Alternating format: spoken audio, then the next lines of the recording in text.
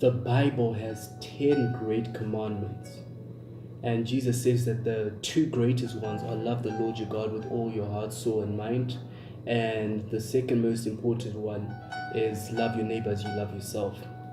But as important as these commandments are, God only prescribed one reward to a commandment.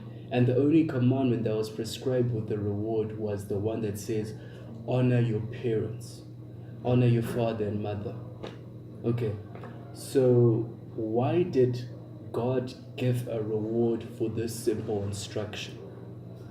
I mean, it sounds simple enough to honor your parents, but why was this one given a reward? Like, love the Lord your God with all your heart, soul, and mind.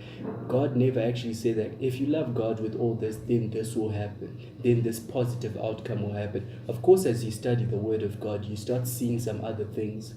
You start seeing the benefits of loving God, the benefits of building a fellowship with God.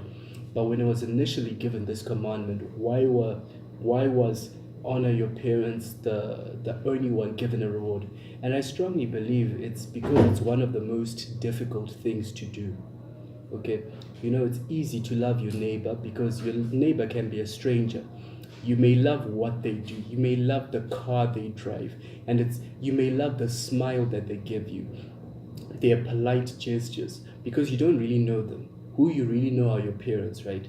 And sometimes you see their weaknesses, their strengths, and all these things can culminate and they can affect how you honor them and how you dishonor them. A lot of people have been abused by their parents sexually, physically, emotionally. A lot of them have suffered neglect. They suffered all these things at the expense of their parents, and because of what happened in their childhood, maybe they were abandoned by a parent, they grew up terribly, and it had a resounding impact on the person that they become today. And it becomes very easy for them to hate their parents, hate them for everything that they did do or everything that they did not do. And it makes sense. A lot of people have actually been born HIV positive, not because of their own mistakes, but because of the mistakes of their parents. But even in all this, God says that He expects you to honor your parents. He still expects it. And then He gives a reward so that your life may be prolonged, so that it may go well with you, right? I believe that this is the most difficult commandment because our parents have affected us in such a big way. They've wronged us and they've done some right things.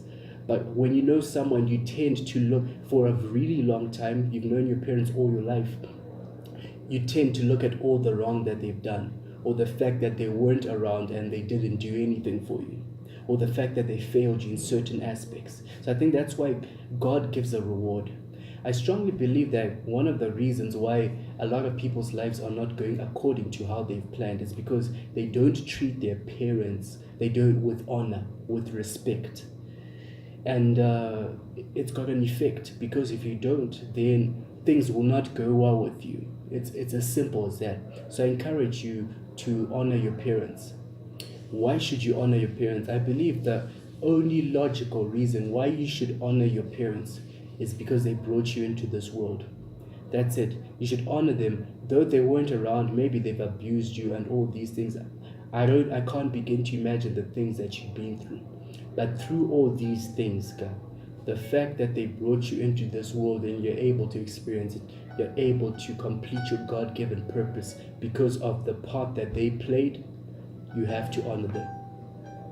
I'm Tinashe Chikwanda, and that's your wisdom for today.